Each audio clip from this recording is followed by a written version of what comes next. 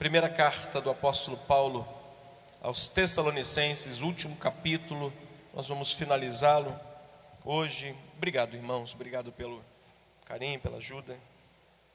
O título dessa reflexão hoje, como eu tenho seguido uma sequência desde o capítulo 1 até agora, na carta de Paulo aos Tessalonicenses, em cada semana, numa aplicação pessoal à igreja, lembrando novamente os irmãos que o texto, a carta é tão contemporânea, a carta é tão especial, que ela tem aplicação direta para a nossa vida cristã.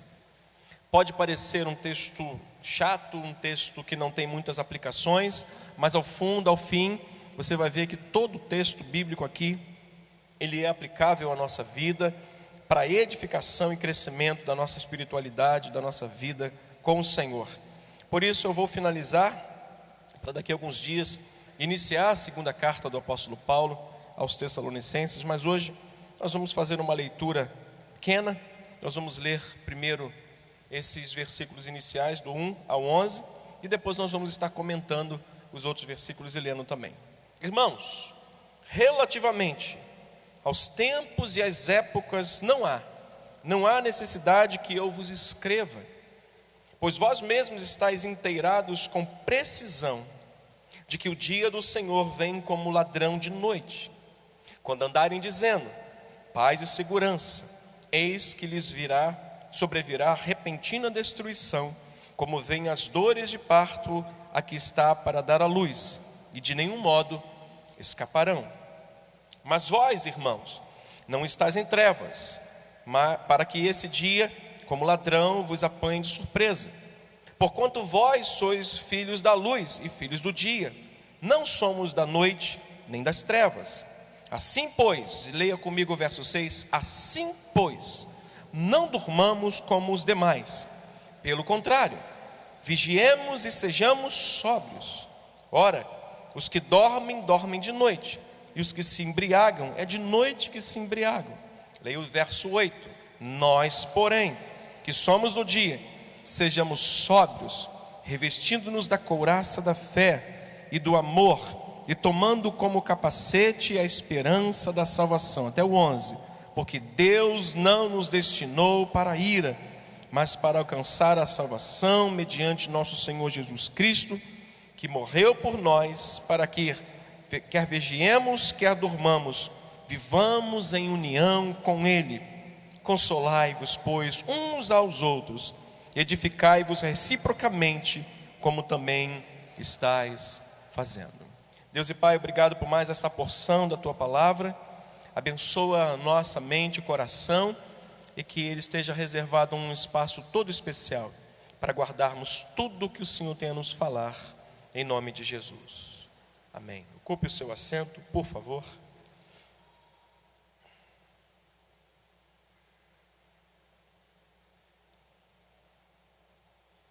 O apóstolo Paulo, ou melhor dizendo, a visão de Paulo quanto à igreja era muito abrangente.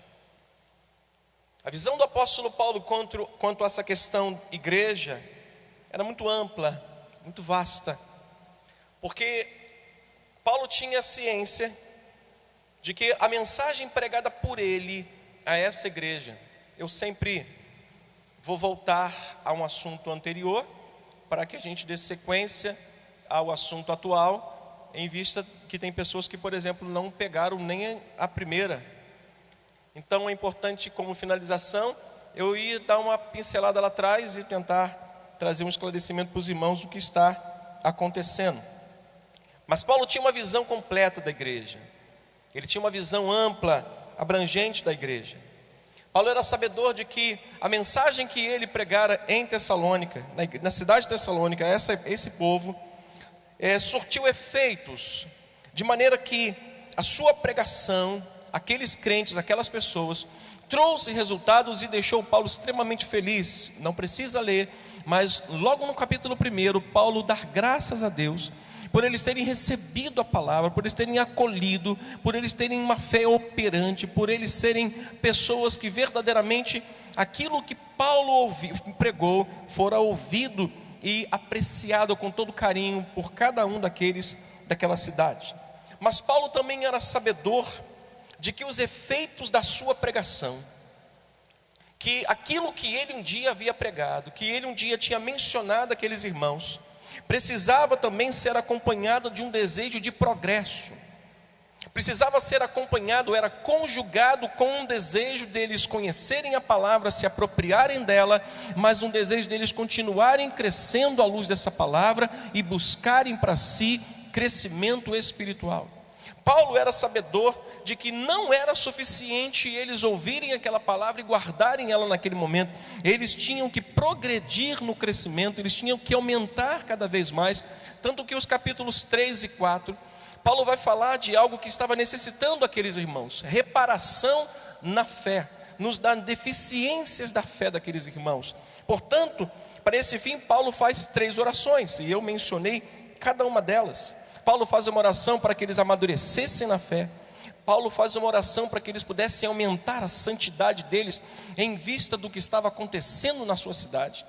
Paulo ora para que eles pudessem fortalecer cada vez mais na união fraternal. Por quê? Porque 2 são melhores do que 1. Ele encontrava mais força na igreja unida do que na igreja dividida. Então Paulo ora para que eles pudessem aguardar com esperança a volta de Jesus, que era uma das mensagens mais importantes do apóstolo Paulo. Mas Paulo, ainda sabendo que essa igreja tinha recebido a sua palavra, e que não podendo ir visitar essa igreja, envia Timóteo. Timóteo manda um relatório para ele e diz: a igreja está bem, a igreja está crescente, a igreja está saudável, a igreja está frutificando. Paulo se alegra, Paulo se sente consolado, Paulo sente que o seu trabalho, o trabalho da sua pregação, o evangelho pregado, surtiu um efeito, e aquilo consola o coração do apóstolo Paulo. Isso está aqui na primeira epístola, é só você ler em casa e que você vai encontrar tudo isso que eu estou falando dentro dessa carta que o apóstolo Paulo escreve a essa igreja. Mas Paulo percebe que havia necessidades ainda na igreja em Tessalônica. Por quê? Porque eles viviam num contexto de uma cidade onde a imoralidade sexual era muito grande. Falei isso na semana passada. Eles viviam numa cidade onde religião e sexualidade e imoralidade andavam juntas. De 15 imperadores, 14 eram homossexuais e viviam em práticas homossexuais. A imoralidade sexual era tão grande que lá não se tinha ideia de inocência, não se tinha ideia de uma questão tão comum que hoje nós vivemos aqui, procuramos orientar até as famílias e os filhos sobre sexo antes do casamento. Não tinha essas coisas. Então Paulo, preocupado com isso, além de fazer as orações, Paulo percebe que havia uma necessidade de buscar e levar a esses irmãos informações e exortações importantes quanto à santidade. Santidade não é um assunto que a gente deve descartar do púlpito da igreja, não deve descartar das nossas leituras e muito menos da nossa prática e na nossa consciência. Precisamos viver e andar em santidade. Quem está limpo tem que se limpar mais. Quem está se purificando deve se purificar mais. Quem está andando na luz deve continuar andando diuturnamente na luz, buscando em santidade. Então Paulo percebe que essa igreja tinha necessidades, e ele vai e exorta a partir do capítulo 3 e 4, e começa ali um processo. Mas também Paulo percebe que alguns desses irmãos não estavam entendendo o que era talvez o testemunho fora da igreja. E Paulo diz: quanto ao testemunho aqui dentro, capítulo 4, versículo 9, quanto ao testemunho dentro da igreja, eu não tenho que escrever para vocês. Eu não tenho que relatar nada para vocês, nem orientar, porque vocês vivem verdadeiramente como irmãos. O próprio Deus tem ensinado a vocês. Mas Paulo percebe que a mensagem que ele estava pregando sobre a volta de Cristo fez com que alguns da igreja abandonassem o seu trabalho, deixassem de trabalhar e começassem a viver na disposição ou na necessidade de alguém bancar a sua própria vida. Aí Paulo, no capítulo 3, a partir dos versículos 10 e 11 e 12, diz assim: na verdade estás praticando isso mesmo para com todos os irmãos da Macedônia. Contudo, diz o texto, vos exorto, irmãos, a progredirdes. O que diz o texto? Cada vez mais. E diligenciardes por viver tranquilamente, cuidar do que é vosso, e diz o texto o quê? E trabalhar com as próprias mãos, como vos ordenamos, e de modo que vos porteis com dignidade e para com os que de fora, e de modo que vos porteis com dignidade para com os de fora, e de nada venhais precisar. Apóstolo Paulo então orienta esses irmãos a cuidarem do testemunho fora da igreja, cuidar do testemunho para com os que não conhecem a Cristo, e nós aplicamos isso na semana passada, desnecessário fazê-lo agora. Mas Paulo também observa que faltava nesses irmãos um pouquinho de consciência, e percebe que a mensagem sobre a segunda vinda de Cristo trouxe uma certa preocupação para eles. E os nossos irmãos que foram antes de nós? E aqueles que morreram antes de nós, como será a vida deles? Como será na volta de Cristo? Paulo explica isso no capítulo 4, versículo 13 até o 18, de forma clara. Ele diz: a mesma glória que está reservada para os que foram antes, está reservada para os que vão depois. A mesma glória que está reservada para nós que seremos arrebatados, a mesma glória está reservada para aqueles que foram antes de nós. Ou seja, eles serão arrebatados, nós seremos arrebatados, mas antes de nós, eles serão ressuscitados em glória. Eles serão primeiros, mas a glória é a mesma para cada um de nós. Paulo explica tudo isso, Paulo leva tudo isso, agora a partir do verso 12. A partir desse verso aqui, onde ele começa a estabelecer preceitos para a igreja, é justamente aí que eu queria falar com os irmãos hoje. O tema dessa reflexão é a vida da igreja. Diga comigo, a vida da igreja. Em que consiste a vida de uma igreja? Que pode isso ser aplicado à nossa vida? O que isso serve para o meu dia a dia como cristão? Muita coisa, bastante. A partir do verso 12, Paulo está ainda vendo necessidades dos crentes em Tessalônica em ordenar um padrão para a igreja bíblica e uma igreja abençoada. Paulo está observando aqui, talvez, possivelmente, no recado ou no retorno que Timóteo traz para ele, falando do perigo da cidade, falando das situações quanto à falta de vigilância de alguns daqueles que estavam aguardando a volta de Cristo. Ele percebe talvez mais algumas necessidades dessa igreja, e ele começa visando organizar essa igreja, visando trazer uma ordem para dentro desta igreja. Ele apresenta elementos que vão fazer com que essa igreja cresça e prospere e seja abençoada. E o primeiro que ele faz, a primeira coisa que ele faz, que ele apresenta a essa igreja, o primeiro elemento é a doutrina dentro da igreja. Diga comigo, doutrina precisa existir dentro da igreja. Paulo estabelece aqui o primeiro elemento para organizar a vida da igreja: liderança, doutrina. Versículos 12 e 13, ele vai dizer: agora vos rogamos, irmãos, que acateis com apreço os que trabalham entre vós, e os que vos presidem no Senhor e vos admoestam. Verso 13, leia comigo. E que os tenhais com amor em máxima consideração, por causa do trabalho que realizam. O que ele diz no final? Vivei em paz uns com os outros. Para a vida da igreja, para a ordem da igreja, visando o crescimento dessa igreja, visando a organização dessa igreja, depois de toda a parte ética e espiritual que ele trata, concernente à palavra que ele prega, concernente ao testemunho fiel que eles tinham no meio da tribulação que eles viviam, no meio da alegria que Paulo sentia em saber que eles não eram aqueles crentes que tinham pego a palavra, ouvido e descartado, eles se apropriaram da palavra. Paulo agora olha para dentro da igreja, visando organizar esses irmãos, de maneira que essa igreja pudesse crescer e prosperar. Quantos aqui querem crescer e prosperar na sua vida espiritual? Serve para mim e serve para você. A primeira coisa que Paulo estabelece é a doutrina congregacional, liderança. Sem doutrina, irmãos, sabe o que acontece com a igreja? Ela se corrompe, ela se desintegra, ela se destrói. A doutrina serve para estabelecer regras, a doutrina serve para estabelecer limites. E possivelmente dentro dessa igreja havia uma grande divergência, havia uma grande, talvez, guerra entre os irmãos e os seus líderes. E Paulo, como um homem que conhecia muito bem a igreja, a visão dele quanto à igreja era muito abrangente, ele começa usando o extintor de incêndio para acalmar os ânimos daqueles irmãos que estavam em conflito. Já viu aquele irmão que quando vê o circo pegando fogo, ele diz: deixa eu tacar mais um pouquinho de gasolina, porque o negócio fica melhor com mais fogo, né? Ele vai lá, taca mais gasolina, o negócio fica pior.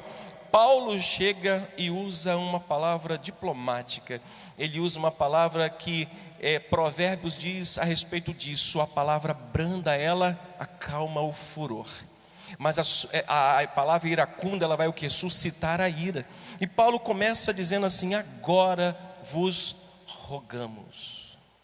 Olha a maneira como ele começa uma exortação.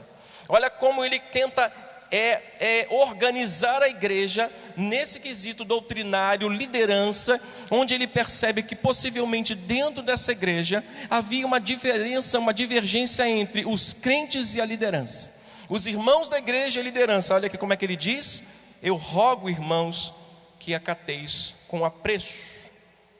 Sem disciplina a igreja se corrompe e se desintegra. Assim como na estrutura familiar o pai é o cabeça e a mãe é o apoio que coopera para o desenvolvimento familiar, a disciplina na igreja é a base para o seu desenvolvimento e o seu crescimento. Nenhuma igreja consegue seguir em frente, crescer, se organizar, se desenvolver, prosperar, se não houver doutrina, se não houver uma regra, se não houver uma ordenação, se não vier tomado de lideranças, onde cada um é posta no seu devido lugar e cada um exerce a sua função diante da igreja. A igreja precisa disso, irmãos. Possivelmente faltava respeito, possivelmente faltava acordo entre os irmãos e a liderança da igreja. Por isso, o pedido de Paulo é um apelo. O pedido de Paulo é um singelo apelo à diplomacia, é um singelo apelo para que eles possam acatar aqueles que estavam ali cuidando da vida espiritual deles. Ele faz 3 pedidos a esses irmãos. Primeiro pedido é esse: que vocês acatem com apreço os que trabalham entre vocês e que presidem no Senhor e vos admoestem. Sabe o que Paulo está pedindo a eles? Respeitem os seus líderes.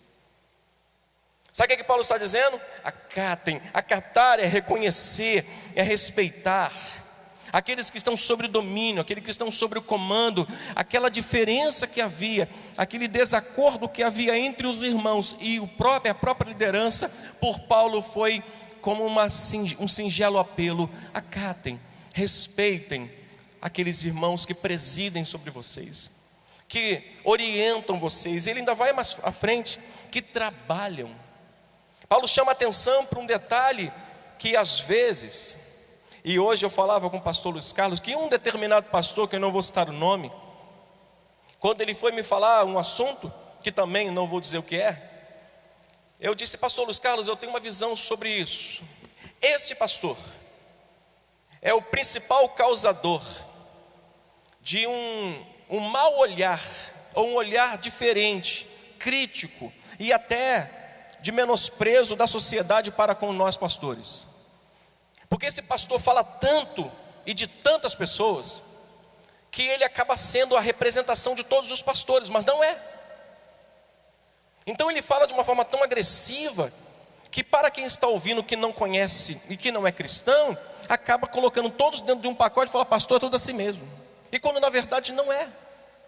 Então, quando na verdade, onde tinha que haver respeito, estava havendo desrespeito. Onde eles tinham que reconhecer aqueles que trabalhavam, porque o ministério pastoral é um serviço a Deus. É um serviço que nós usamos para o bem da igreja. Eu costumo dizer que o pastor é o patrimônio mais importante que a igreja tem. Por isso que pastor doente não serve. Por isso que pastor morto não presta, não serve. Pastor bom é pastor vivo. Pastor bom é pastor que está com o seu coração cheio de Deus, com esperança. Então dê valor. E Paulo está olhando para aqueles irmãos e diz: acatem, reconheçam, respeitem os que presidem sobre vocês. O segundo pedido de Paulo está aqui, ó. Tenham o quê? amor. Verso 13. Tenham amor com máxima consideração. Por causa de quê? Por causa do trabalho que realizam. Mais um pedido de Paulo, diplomaticamente, educadamente, com voz branda, acatem, reconheçam, tenham amor e consideração por causa do que eles fazem. Eles não podem talvez serem os melhores teólogos, como eu de fato não sou, mas respeitem. Eles talvez não possam ser os mais eloquentes, os mais cheios do Espírito, que dão rajadas de língua, que fazem curas e milagres na igreja, mas respeitem, amem, tenham em alta consideração. Falava com o pastor Arlindo e pastor Luiz Carlos esses dias, que eu tive um pastor chamado Carlos Henrique, um amigo, ex-hippie, servo de Deus, um homem que me ensinou bastante coisa. Quando aquele homem chegava perto de mim, eu olhava para ele como um santo homem de Deus e tinha um respeito muito grande por ele. Hoje em dia, graças a Deus isso não tem na Nova Vida de Nova Iguaçu, mas nunca é tarde falar e nunca é menos importante a gente continuar alertando. Às vezes a gente passa, e aí cara, eu jogo bola com o Guga, jogo bola com o Sirico. E ontem eu fui tão honesto que a bola bateu na ponta do meu dedo e disse, foi mão minha. Estou querendo ir para o céu mesmo. Estou querendo ir para o céu. Bola, ninguém viu. Bola bateu na ponta do meu dedo. Eu disse, parou. Por que parou? Foi mão minha. Eu entreguei a bola na mão do meu adversário. Ele pegou, chutou e fez gol. Aí ele, gol meu. Eu falei, gol seu nada. Por causa da minha honestidade você fez o gol. Não é mérito teu não. Mas às vezes falta um pouco de respeito. Esqueça o Otávio. Falta um pouco de respeito com a classe pastoral, com a classe diaconal, com professores da escola bíblica, com professoras da escola bíblica. Falta um pouco de respeito. E Paulo está chamando a atenção para que eles reconhecessem, para que respeitassem os que presidissem sobre eles. Paulo está chamando a atenção para que eles tenham amor e consideração de modo grandioso por aqueles homens que estavam trabalhando a respeito do reino de Deus na vida deles. E Paulo está chamando a atenção para um terceiro pedido. Sabe o que ele diz? Vivam em paz. O que diz lá no versículo final do 13? Ele diz, vivei em paz com os outros. Paulo está dizendo, a igreja precisa estabelecer para que ela possa crescer, para que ela possa se tornar uma igreja grande e próspera, tendo em vista que vocês aqui, vocês estão bem, vocês estão orientados, exortados, vocês receberam uma palavra, vocês acataram as minhas exortações, só que agora eu preciso organizar a igreja. Eu preciso organizar a igreja, e ele declara a doutrina congregacional como algo fundamental. Segundo elemento que Paulo usa para organizar essa igreja visando o seu crescimento é a cooperação mútua. Diga comigo, cooperação mútua. Olha para essa pessoa que está do seu lado, mesmo que você não goste, respeite e diga assim, meu irmão, eu preciso de você e você precisa de mim. Nós precisamos de quem? Até o fim, sem cessar, sem vacilar. Paulo percebe que a vida e a saúde dentro da igreja se desenvolve pelo ministério individual. A vida da igreja, a saúde da igreja se desenvolve pelo ministério individual que Deus deu a cada um. Quantos aqui receberam um talento de Deus? Eu talvez, possivelmente, vou falar sobre o julgamento final no domingo à noite. Possivelmente vou falar sobre o julgamento final. Mas antes de falar sobre o julgamento final, sabe o que Jesus faz com os seus discípulos e com os seus ouvintes? Ele apresenta a parábola dos talentos e a parábola das 10 virgens. Ele chama a atenção para a vigilância, parábola das 10 virgens, e chama a atenção para a parábola do trabalho, dos talentos, daquilo que recebemos e não colocamos em prática, daquilo que nós recebemos da parte de Deus, mas até que alguns colocam 5 e multiplicam para 10, aqueles que colocam 10 e multiplicam para 20, mas aqueles que pegam 1 e enterram dizendo, bom, sei lá, né? Deixa aqui guardado. E aí no final ele vai declarar o julgamento final. para aqueles que talvez tinham que fazer o bem e não fizeram. Mas Senhor, quando é que foi que eu dei ao pobre e não lembro? Aí Jesus vai declarar. Jesus vai fazer a declaração. Possivelmente, eu vou falar sobre isso no domingo à noite, mas a vida e a saúde dentro da igreja se desenvolve pelo ministério que cada membro recebeu para trabalhar para o bem conjunto do corpo de Cristo. Cada um de nós, eu e você, com talentos individuais, com capacidades individuais para realizarem coisas individuais para o bem comum da igreja, para a glória dele. Não adianta você dizer, eu não recebi nada, eu não sei fazer nada. Cada um de nós recebemos da parte de Deus algo para a realização do bem comum, para o crescimento da igreja. 1 Coríntios 12, por gentileza, só vamos ver alguns poucos versículos, porque eu quero terminar como sempre tenho feito, às quartas-feiras aqui, termino sempre 10 minutos mais cedo. Estou me disciplinando para isso. Quero terminar o culto 10 minutos, 5 minutos mais cedo. A partir do versículo 18 até o verso 27, atente para essa leitura. Diz o texto, 1 Coríntios 12, verso 18, diz assim: mas Deus dispôs os membros, leia comigo, colocando cada um deles aonde? No corpo, como lhe aprouve. Se todos, porém, fossem um só membro, onde estaria o corpo? Se todos, porém, fossem um só membro, diz o texto, onde estaria o corpo? É certo que há muitos membros, mas um só corpo. Não podem os olhos dizer à mão, não precisamos de ti, nem a cabeça dizer aos pés, não precisamos de vós. Pelo contrário, os membros do corpo que parecem ser mais fracos, diz o texto, são necessários. Olha para essa pessoa, eu sei que você não gosta quando eu falo isso. Isso é coisa de pastor chato. Eu sou chato demais. Quem não concorda, diga sim, amém. Já concordou? Eu sei que eu sou. Mas você é necessário. Carlinhos, você é necessário. Todos nós somos necessários. Os mais bonitinhos, os mais feinhos, todos nós somos necessários. Ele diz o texto, pelo contrário, os membros do corpo que parecem ser mais fracos são os mais necessários. E os que parecem menos dignos no corpo, a estes damos muito maior honra. Também os que em nós não são decorosos, revestimos de especial honra. Mas os nossos membros nobres não têm necessidade disso. Contudo, Deus coordenou o corpo, concedendo muito mais honra àquilo que menos tinha. Verso 25 até o verso 27, leia comigo.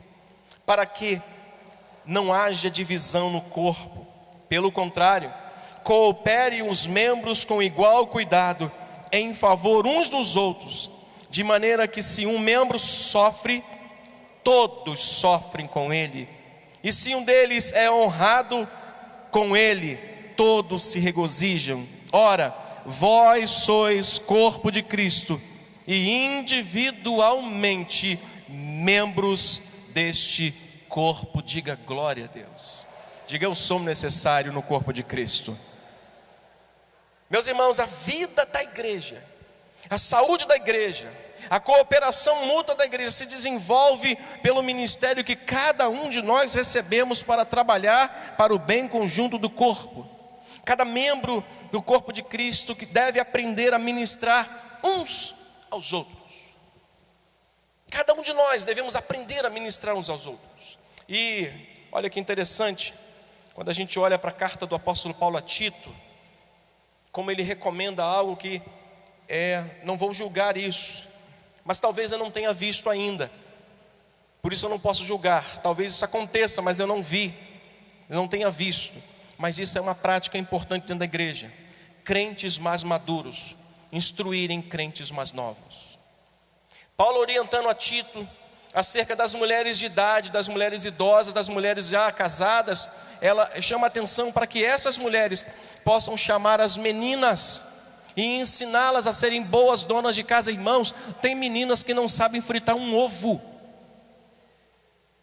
Menino, se tu namorar com uma menina que não sabe fritar o ovo, tu vai comer hambúrguer a vida inteira quando tu casar com ela. Se você casar com uma menina e começar a namorar com ela, que ela não sabe distinguir o que é um homem, um Vênice, a tua roupa vai ficar amarela o resto da vida. Tu vai viver de empregada, vai saber o que é isso, bota cloro lá e que vai ficar branco, fica tudo amarelo. E menino, que não sabe pegar numa vassoura, casa não casa não, deixa para lá. Mas apóstolo Paulo talvez tenha orientado a Tito. Olha, é importante a gente ler esse texto. Tito, depois da carta de Paulo a Timóteo, você vai encontrar a epístola a Tito, capítulo 2, verso 3 e 5. Vou ler rapidinho para ganhar tempo. Diz assim: quantas mulheres idosas, maduras, semelhantemente que sejam o quê? Sérias.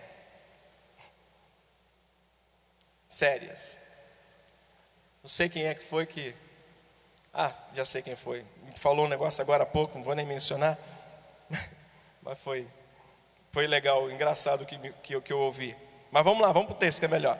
Quantas mulheres idosas, semelhantemente que sejam sérias em seu proceder, diz o texto, não caluniadoras, não escravizadas a muito vinho, que sejam mestras do bem, a fim de fazer o quê? De instruírem as jovens recém-casadas a amarem o seu marido e a seus filhos, e serem sensatas, honestas, boas donas de casa, bondosas, sujeitas ao marido, para que a palavra de Deus não seja difamada.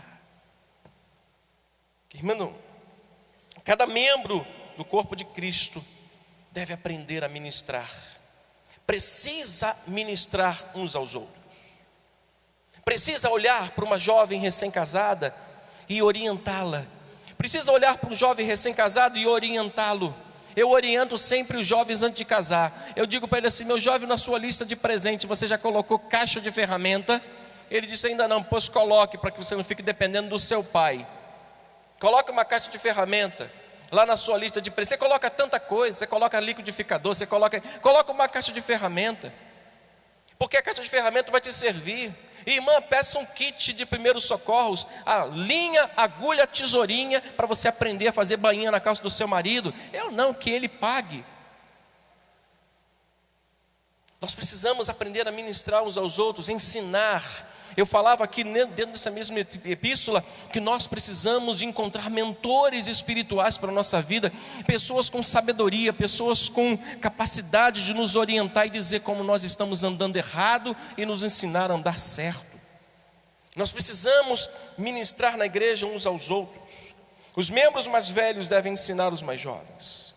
E Paulo mostra dentro da carta as classes de pessoas que precisam ajuda. Que precisam de ajuda. Quer ver o texto? Versículo 14. Primeira carta de Paulo, ainda, verso 14. Ele vai mostrar a classe de pessoas que precisam de ajuda dentro da igreja. Olha só: exorto-vos também, irmãos, a que admoesteis os insubmissos. Olha para mim rapidinho. Primeira classe de pessoas que Paulo mostra que vai precisar de ajuda dos mais sábios, dos mais antigos, dos mais que têm mais experiências de vida, os insubmissos. Você acha que não tem insubmisso dentro da igreja? Os descuidados, os rebeldes, aqueles que quando a gente fala alguma coisa ele fica igual um porco espinho. Quando você fala com ele já se arma todo. Você acha que não tem os insubmissos dentro da igreja? Está enganado, porque tem. E essa classe está aqui dentro, que Paulo está dizendo: vamos cuidar disso para que a igreja cresça e amadureça. Cuide disso, dos insubmissos. Mas Paulo diz o que para os insubmissos? que admoestem. O primeiro recado de Paulo para os insubmissos é admoestar, é chamar a atenção, é estar ali perto. Segunda classe de pessoas dentro dessa igreja que precisam também serem ajudados são os desanimados. Olha o texto: consolei os... Tem alguém desanimado aí? Mas geralmente nós encontramos pessoas desanimadas na igreja, irmãos. Geralmente nós entramos na igreja e nos deparamos com pessoas na hora do culto, que elas precisam do banco para se escorarem, porque não estão conseguindo nem levantar a sua mão para adorar, porque estão com um fardo pesado sobre a sua vida, estão cansadas. Pessoas que têm uma capacidade menor de superar luta, são pessoas que desanimam. Pessoas que têm uma capacidade ainda de fé muito pequena, e Paulo está chamando a atenção primeiro para que a gente possa admoestar os insubmissos, os rebeldes. Para que a igreja cresça, os insubmissos vão aparecer para que a gente admoeste eles. Alguém vai aparecer na sua vida para que você gaste tempo com ela, ministrando sobre ela, admoestando sobre ela, porque para isso Deus te chamou, irmão. Amém? Para isso Deus te chamou. Deus te chamou para lustrar banco, não. Nem porque não dá para lustrar daqui. Deus te chamou para você ministrar a vida de pessoas, e admoestar, e consolar os desanimados. Meu irmão está desanimado? Me dá a mão aqui, eu vou contigo. Pega o telefone dela. Uma irmã, eu louvei a Deus lá da galeria, advogada, ela me procurou e falou: pastor, senta sempre uma menina perto de mim, eu tenho o nome dela e o telefone dela, só que ela não vem há 3 domingos, eu estou vindo sequencialmente há 3 domingos, porque eu não estou viajando com meu marido, então eu estou preocupado com ela. Você já observou se ela não mudou de lugar? Não, pastor, não mudou de lugar. Você tem o telefone dela? Tem. O senhor quer? Eu falei: eu? Não, você vai ligar. Mas por quê? Porque eu estava lembrando desse texto, porque eu já estava preparando esse texto. Eu disse: você recebeu algo para ministrar às pessoas. Não é que eu não queira trabalho, mas é porque isso também é papel da igreja. Por quê? Porque a cooperação mútua faz parte do crescimento da igreja e a prosperidade dela. Isso traz saúde para a igreja, isso traz saúde para você que é membro da igreja. Isso traz mobilidade para a sua vida, você cresce na fé quando você faz isso. Olha a terceira classe, os fracos. Ele diz: ampareis quem? Os fracos. Aqueles que ainda não têm firmeza na fé, receberam a mensagem um dia desse, passaram pelas águas, estão perdidos igual cego num tiroteio, e de vez em quando ficam meio fraquinhos, o diabo lá fora dá uma cantada neles, e eles estão meio assim. Você sabe o que Jesus, o que o apóstolo Paulo chama a atenção dessa igreja para fazer? Amparem. Amparar é pegar. Eu escrevi aqui: aqueles que ainda não têm firmezas na fé precisam de um braço para sustentá-los. Olha para o teu braço e diga: esse é esse que vai ser usado. Diga isso para mim, diga: é esse que vai ser usado para amparar os fracos. Desanimados, insubmissos, fracos, mas tem uma classe perigosa aqui dentro da igreja que Paulo chama atenção para a gente evitar, por causa de problema. Diz o seguinte, verso 13: evitai que alguém retribua a outrem mal por mal. Pelo contrário, segui sempre o bem entre vós e para com todos. Essa classe de pessoas está aqui, inserida nesse texto, e possivelmente inserida dentro de alguma igreja, irmãos, de pessoas perversas, de pessoas que ainda não receberam de fato Cristo no seu coração, de pessoas que às vezes têm uma aparência de piedade, mas negam a eficácia do Evangelho na sua vida, e são perversas. Você sabe o que Paulo está chamando a atenção para essa igreja? Os submissos você precisa admoestar, o fraco você precisa amparar, os desanimados você precisa encorajá-los, consolá-los, mas os perversos evitem.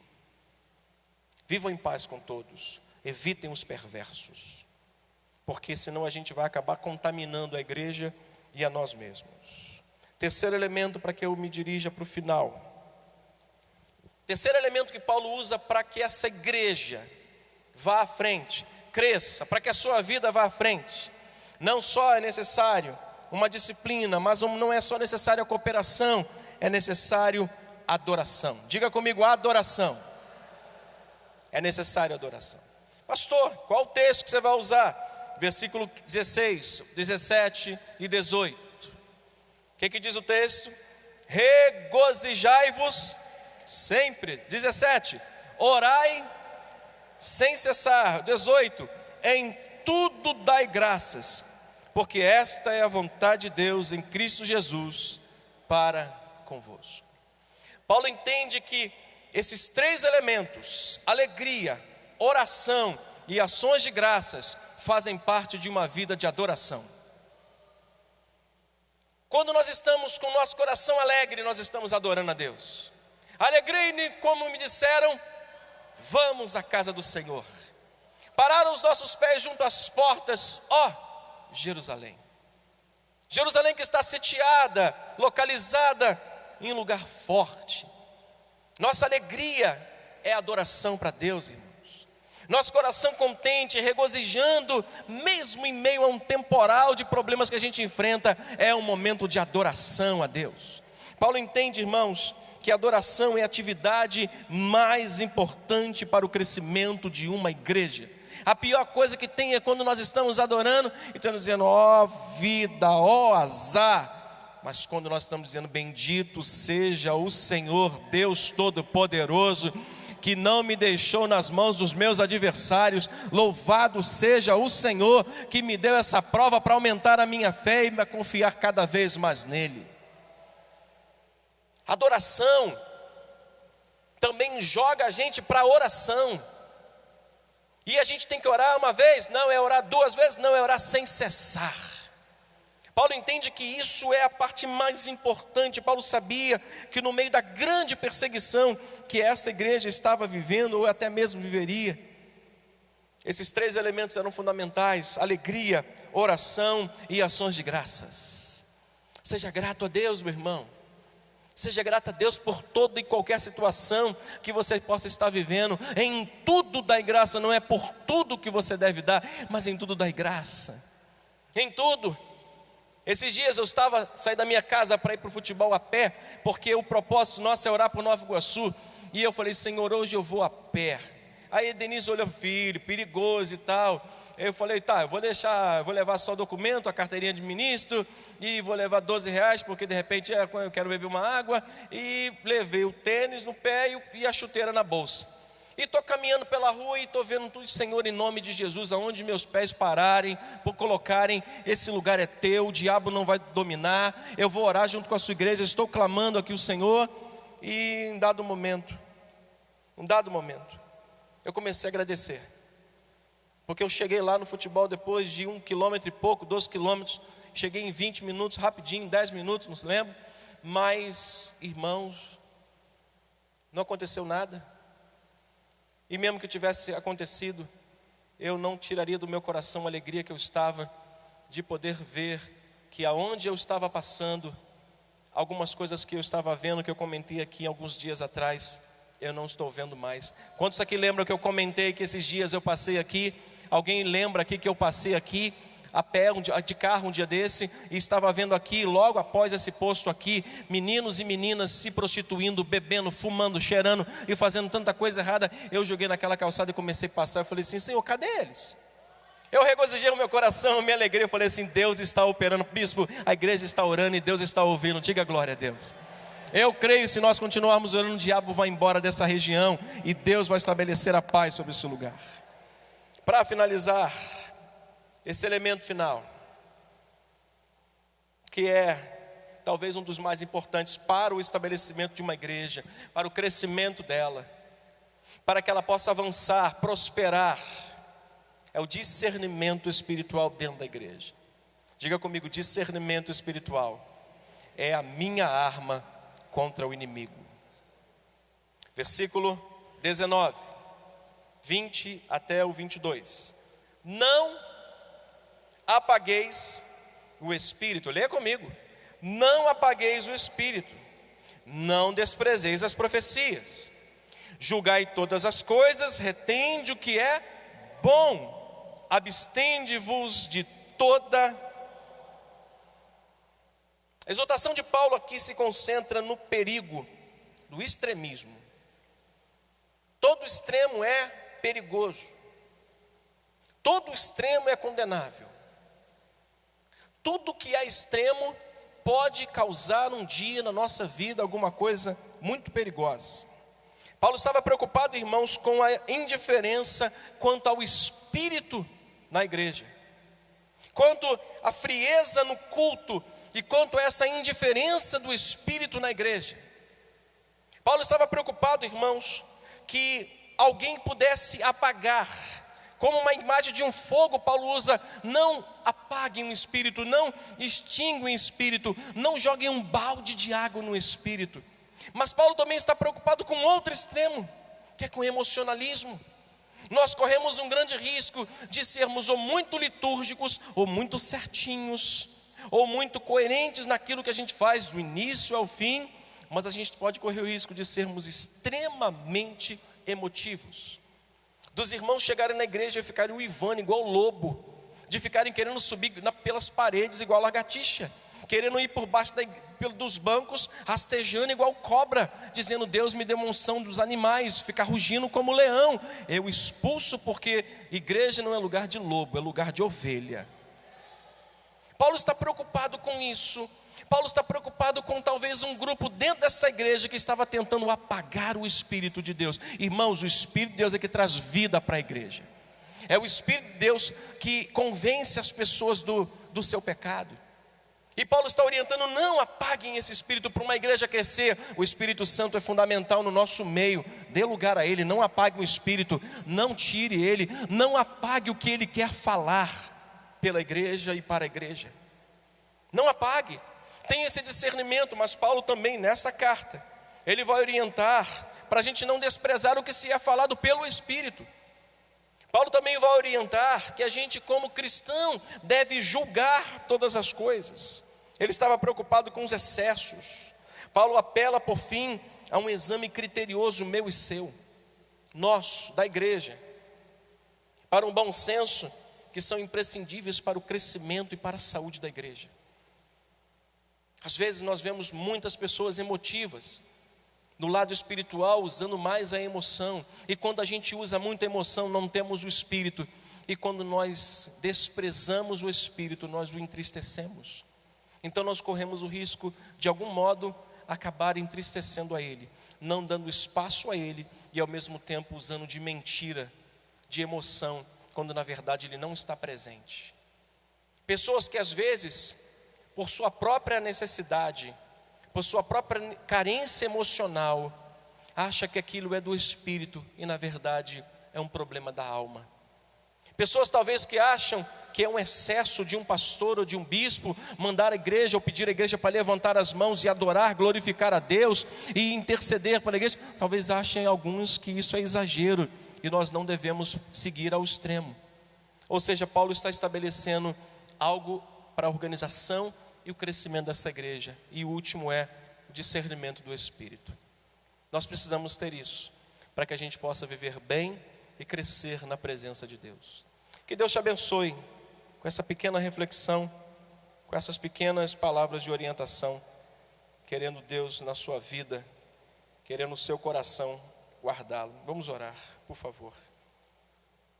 Nosso Deus e Pai, eu quero te agradecer por esse rico momento na tua presença, onde nós podemos abrir a tua palavra, olhar com cuidado para a sua palavra. Eu sei, Senhor, que talvez alguns tenham visões diferentes do que fora falado, mas que haja, Senhor, entre nós a comunhão do teu Espírito, que não haja entre nós divisões, que a igreja seja um lugar onde haja liderança, doutrina, onde haja cooperação mútua, onde haja, Senhor, no meio da igreja, pessoas que verdadeiramente adorem o seu nome, pessoas que estejam, Senhor, vivendo neste mundo espiritual com discernimento. Eu oro e abençoo o teu povo, a tua igreja, em nome de Jesus. Amém e amém.